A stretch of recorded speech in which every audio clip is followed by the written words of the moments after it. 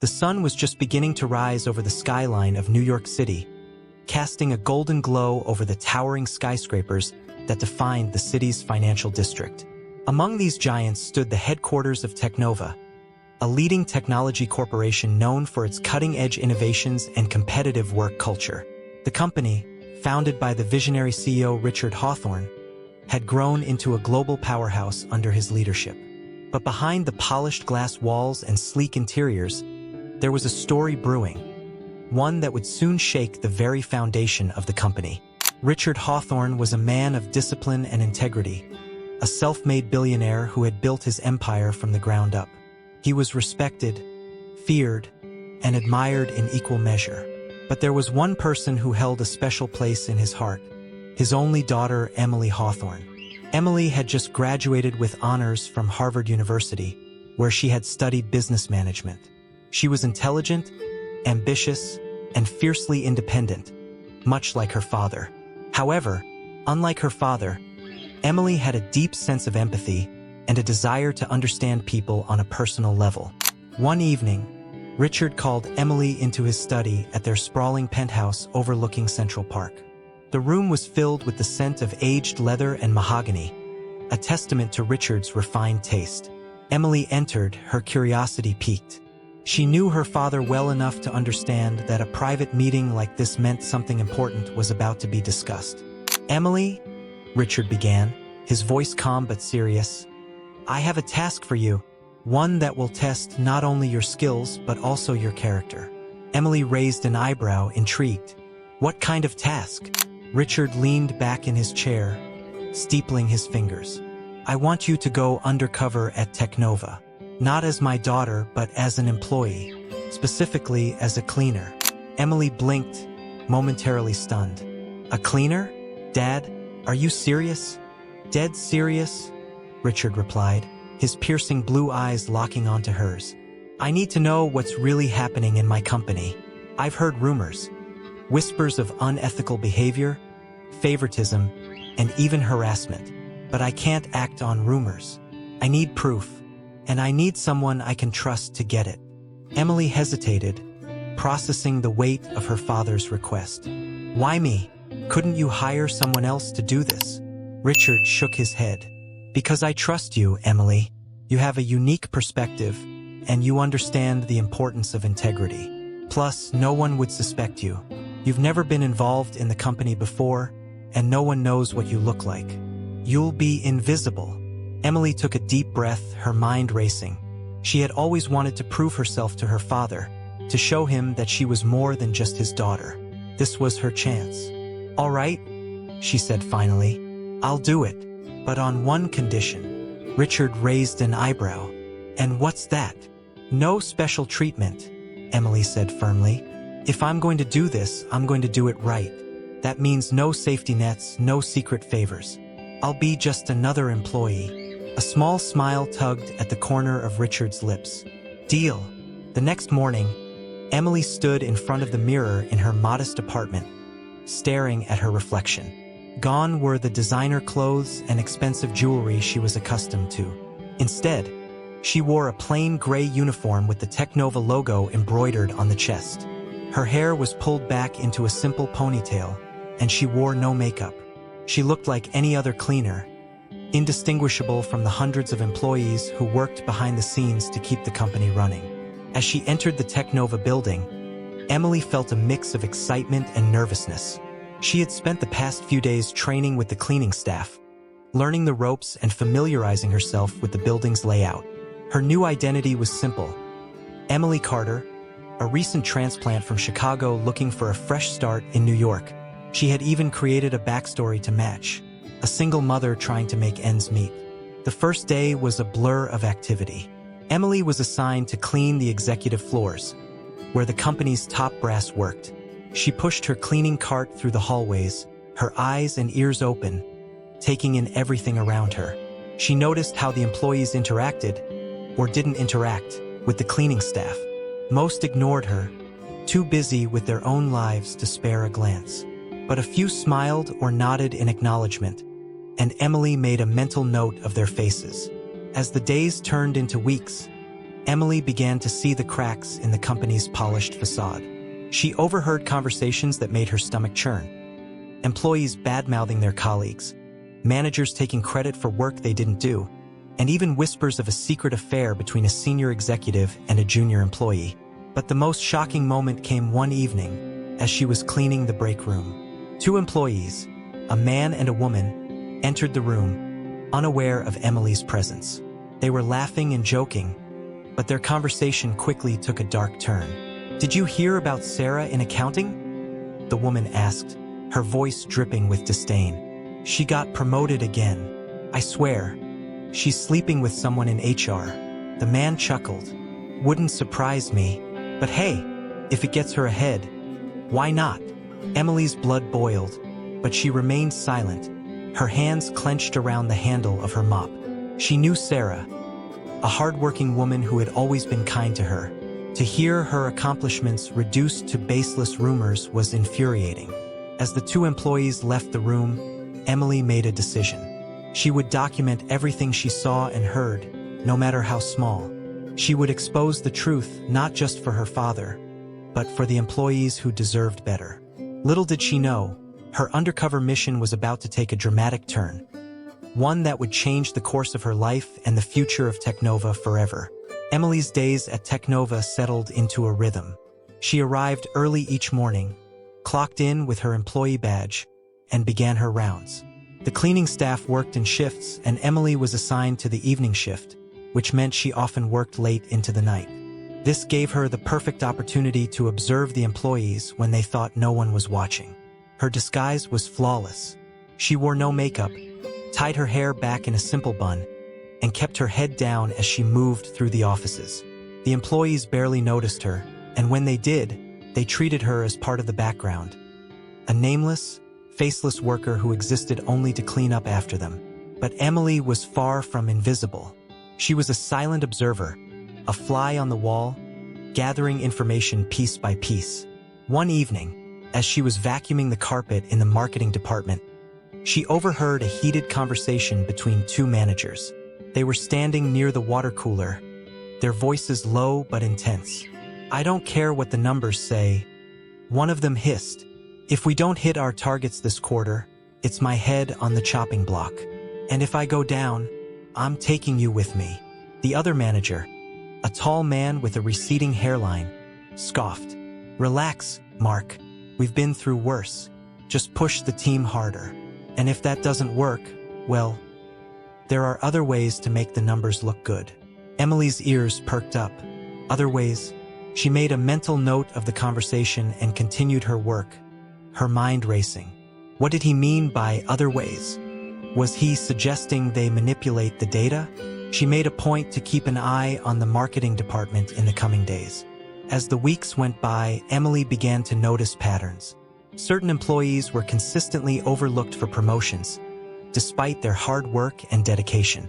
Others seemed to rise through the ranks effortlessly, even though their performance was mediocre at best. She also noticed how some managers played favorites, giving preferential treatment to those who flattered them or did their personal errands. One incident in particular stood out.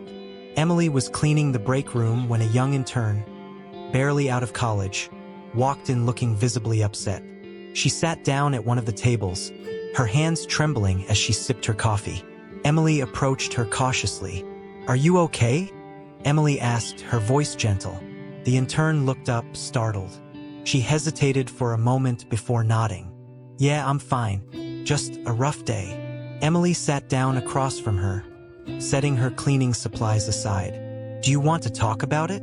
The intern sighed, her shoulders slumping. "It's just, I've been working so hard, you know? I come in early, stay late, do everything they ask. But it's never enough. My manager takes credit for my work, and when I try to speak up, he makes me feel like I'm being ungrateful." Emily's heart ached for the young woman.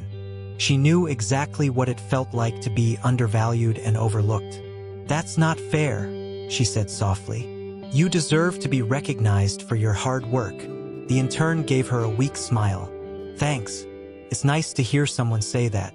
Most people just tell me to suck it up and deal with it." Emily made a mental note of the intern's name, Lila, and promised herself she would do something to help her. But for now, she had to stay in character. She couldn't risk blowing her cover. As the days turned into weeks, Emily's list of observations grew longer.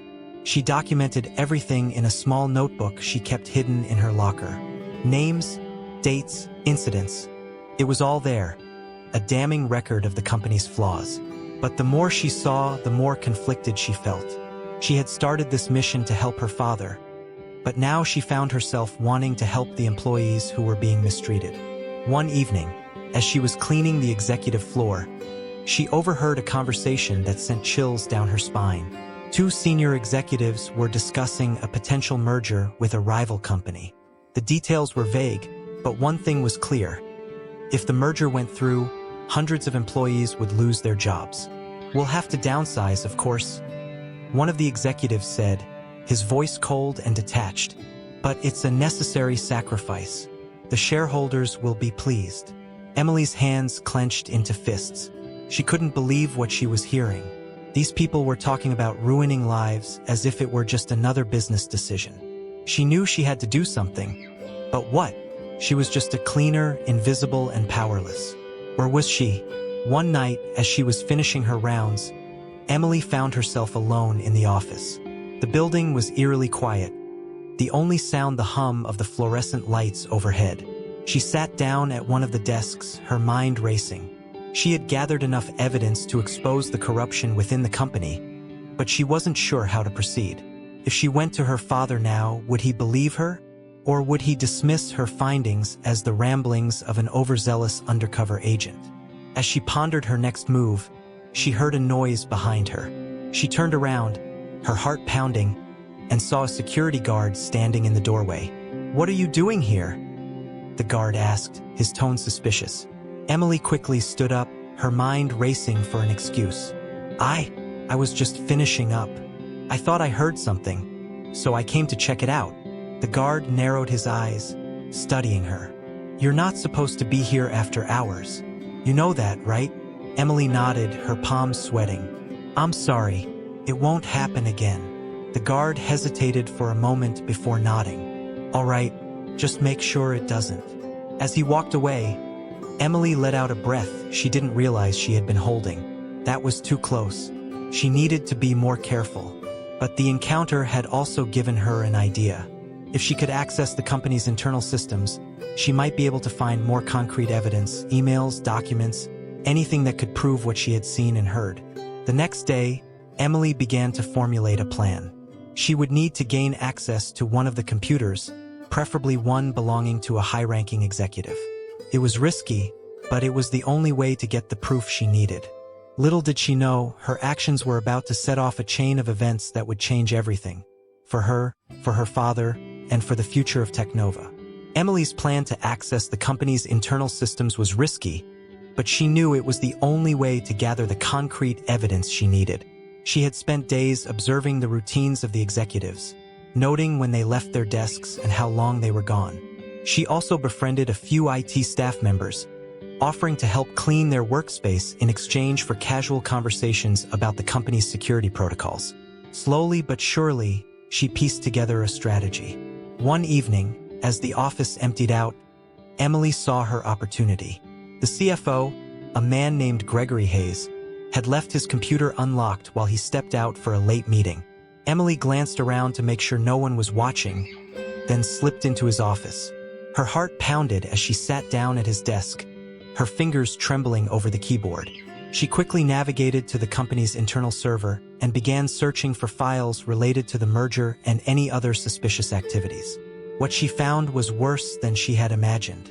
There were emails detailing plans to lay off hundreds of employees without severance, documents showing inflated revenue numbers to deceive shareholders, and even evidence of bribes being paid to government officials to secure contracts. Emily's stomach churned as she read through the files. She knew she had to act fast. She plugged a USB drive into the computer and began downloading the files. The progress bar seemed to move agonizingly slowly, each second stretching into an eternity. Just as the download completed, she heard footsteps approaching the office. Panic surged through her veins. She yanked the USB drive out of the computer and stood up, trying to look casual. Gregory Hayes walked in, his eyes narrowing as he saw her. "What are you doing in here?" he demanded, his voice sharp. Emily forced a smile, holding up a dusting cloth. "Just cleaning, sir. Your office was next on my list." Gregory's gaze flicked to his computer screen, which was still on. He stepped closer, his expression darkening. "Were you using my computer?" Emily's mind raced. "No, sir. It was already on when I came in. I was just about to turn it off for you." Gregory didn't look convinced. He reached for the phone on his desk. "Security. I need someone in my office immediately." Emily's heart sank. She had to get out of there. She took a step toward the door, but Gregory blocked her path. "You're not going anywhere," he said coldly. Just then, the security guard from the other night appeared in the doorway. "What's going on?" he asked. Gregory pointed at Emily. "This cleaner was using my computer without permission. I want her detained until we figure out what she was doing." The guard grabbed Emily's arm, his grip firm. "Come with me," he said, pulling her out of the office. Emily's mind raced as she was led to the security office. She knew she couldn't let them find the USB drive. As they walked, she discreetly slipped the drive into her pocket, hoping they wouldn't notice. But when they reached the security office, the guard ordered her to empty her pockets. Emily hesitated, her heart pounding. There was no way out of this. She handed over the USB drive, her hands shaking. The guard plugged it into his computer and began scanning the files. His eyes widened as he read through the documents. "Mr. Hayes, you need to see this," he said, his voice tense. Gregory stormed into the room, his face red with anger. He scanned the files, his expression growing darker with each passing second. "Who are you?" he demanded, turning to Emily. "And who sent you?" Emily remained silent, her mind racing. She knew she couldn't reveal her true identity. Not yet. But before she could come up with a response, the door burst open, and Richard Hawthorne walked in. The room fell silent. Richard's presence was commanding, his sharp eyes taking in the scene. "What's going on here?" he asked, his voice calm but firm. Gregory stepped forward, holding up the USB drive. "We caught this cleaner trying to steal sensitive company files. She's been spying on us." Richard's gaze shifted to Emily, and for a moment, his expression softened. Then he nodded as if making a decision. "Leave us," he said to Gregory and the guard. Gregory looked stunned. "But sir." "Now," Richard said, his tone leaving no room for argument. Reluctantly, Gregory and the guard left the room, closing the door behind them. Richard turned to Emily, his expression unreadable. "You've caused quite a stir," he said. Emily took a deep breath, her heart still racing. "I had to, Dad. You needed to see what's really going on in this company." Richard sighed, running a hand through his hair. "I knew this mission would be dangerous, but I didn't expect it to escalate like this." "What did you find?" Emily handed him the USB drive. "Everything. Emails, documents, proof of corruption. It's all there." Richard plugged the drive into his laptop and began reading through the files. His expression grew darker with each passing minute. When he finally looked up, his face was a mask of anger and disappointment. "This is worse than I thought," he said quietly. Emily nodded. "I know, but now you have the evidence you need to make things right." Richard looked at her, his eyes filled with a mix of pride and concern. "You've done well, Emily, but this is far from over. The people involved won't go down without a fight." The next morning, Richard called an emergency meeting with the company's board of directors. Emily sat in the corner of the room, her presence unexplained but unquestioned. Richard began the meeting by playing a recording of the conversation Emily had overheard in the marketing department, followed by a slideshow of the documents she had uncovered. The room erupted into chaos. Some board members were outraged, demanding immediate action. Others tried to downplay the situation, arguing that the evidence was circumstantial. But Richard's resolve was unshakable. "This company was built on integrity and innovation," he said, his voice cutting through the noise. "But somewhere along the way, we lost sight of those values. That ends today." Anyone involved in these activities will be held accountable, no matter their position. By the end of the meeting, several high-ranking executives, including Gregory Hayes, were suspended pending further investigation. Richard also announced a series of reforms aimed at improving transparency and accountability within the company. As the board members filed out of the room, Richard turned to Emily. "You've done something incredible," he said. "But now comes the hard part. Rebuilding trust, repairing the damage. It's not going to be easy." Emily nodded, her determination unwavering. "I'm ready to help, Dad, whatever it takes." Richard smiled, placing a hand on her shoulder. "I know you are, and I couldn't be prouder." But as they left the boardroom, Emily couldn't shake the feeling that this was only the beginning. The people they had exposed weren't going to take this lying down.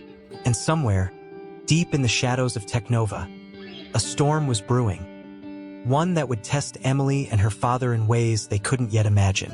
The fallout from Emily's undercover mission was swift and far-reaching. Within days, the media caught wind of the scandal at Technova. Headlines screamed about corruption, unethical practices, and the dramatic suspension of several top executives. The company's stock price plummeted, and shareholders demanded answers. But amidst the chaos, Richard Hawthorne remained steadfast, determined to steer the company back on course. Emily, now revealed as the CEO's daughter, became an overnight sensation. Her story, of going undercover as a cleaner to expose the truth, captured the public's imagination. She was hailed as a hero by some and criticized by others for her unorthodox methods. But Emily didn't have time to dwell on the attention. She was focused on helping her father rebuild the company from the ground up. One evening, as Emily and Richard sat in his office reviewing the latest reports, there was a knock on the door. It was Sarah, the woman from accounting whom Emily had overheard being unfairly maligned. She looked nervous but determined. "Mr. Hawthorne, Emily," Sarah began, "I just wanted to thank you for everything. I know this hasn't been easy, but it means a lot to know that someone is finally standing up for us." Richard smiled warmly. "Thank you, Sarah. That means a lot to me, and to Emily." Emily stood up and walked over to Sarah, placing a hand on her shoulder. "You deserve to be recognized for your hard work, and I promise you, things are going to change around here." Sarah nodded, tears welling up in her eyes. "I believe you." As Sarah left the office, Emily felt a renewed sense of purpose. This was why she had done what she did, to give a voice to the people who had been silenced for too long. But not everyone was pleased with the changes. Behind the scenes, a group of disgruntled executives who had managed to avoid suspension were plotting their revenge.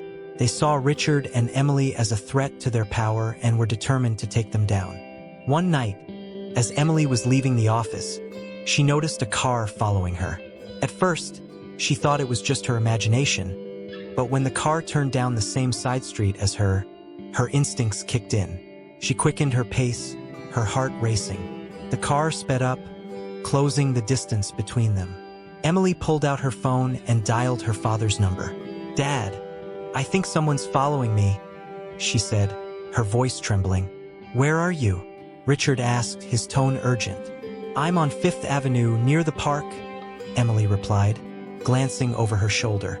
The car was still there, its headlights glaring in the darkness. "Stay on the line. I'm sending security to your location," Richard said. But before help could arrive, the car screeched to a halt beside Emily. The door flew open, and a man in a black hoodie jumped out, grabbing her arm. Emily struggled, kicking and screaming, but the man was too strong. He shoved her into the car and slammed the door shut. "Let me go!" Emily shouted, her voice filled with rage and fear. The man ignored her, speeding away into the night. Emily's mind raced. Who were these people? What did they want with her? She thought about the USB drive, the evidence she had gathered.